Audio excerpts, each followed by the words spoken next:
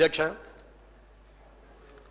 ఈరోజు సభలో గౌరవ శాసనసభ్యుడు రాకేష్ రెడ్డి గారు ఎత్తిన అంశం మీద 119 నియోజకవర్గాల్లో ఉన్నటువంటి శాసనసభ్యుల ప్రాతినిధ్యం ఏంటనేది ఒక ప్రశ్నగానే ఉంది.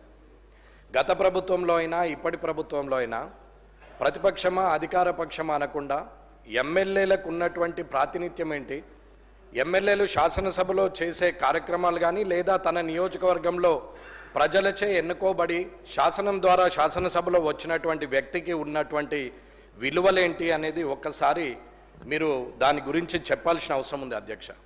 అలాగే ఇన్ఛార్జ్ మినిస్టర్గా ఉన్న ఇన్ఛార్జ్ మినిస్టర్లు వారి పాత్ర ఎంతవరకు ఉంది, వారు ఆ జిల్లా మీద ఆధిపత్యం ఎంతవరకు ఉంటుంది, ఆ నియోజకవర్గాల్లో ప్రతిపక్ష పార్టీ ఎమ్మెల్యేలు ఉన్న దగ్గర వారి నియంత్రణ ఎలా కొనసాగుతుంది అనేది కూడా చూడాల్సిన అవసరం ఉంది.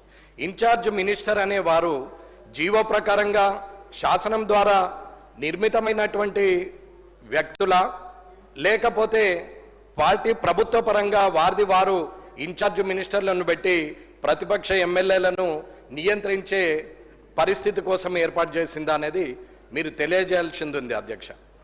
ఇక్కడ ఎవరైతే ప్రజలచే ఎన్నుకోబడిన వారు ఉన్నారో వారిని వదిలేసి ఇన్ఛార్జ్ మినిస్టర్ల ద్వారా ఓడిపోయిన వారు పారిపోయిన వారు కాన్స్టిట్యున్సీని వదిలేసి వేరే దగ్గరికి పోయి పోటీ చేసినటువంటి వ్యక్తులను వారి ద్వారా అక్కడ శాంక్షన్లు ఇవ్వడం అనేది ఎంతవరకు సబబ్ అనేది ఇన్ఛార్జ్ మినిస్టర్లు అందరూ కూడా ఆలోచించాల్సిన అవసరం ఉంది. అన్న, గత ప్రభుత్వం మమ్మల్ని ఇబ్బంది పెట్టిర్రు, కళ్ళకు నీరు తెప్పించిర్రు, మేము ఇబ్బంది పడ్డామని చెప్పుకుంటున్నటువంటి ఇప్పటి ప్రభుత్వంలో ఉన్న పెద్దలు మరి ఇప్పుడు మీరు చేస్తున్నది ఏంది అనేది ఒక్కసారి ఆలోచించాల్సిన అవసరం ఉంది.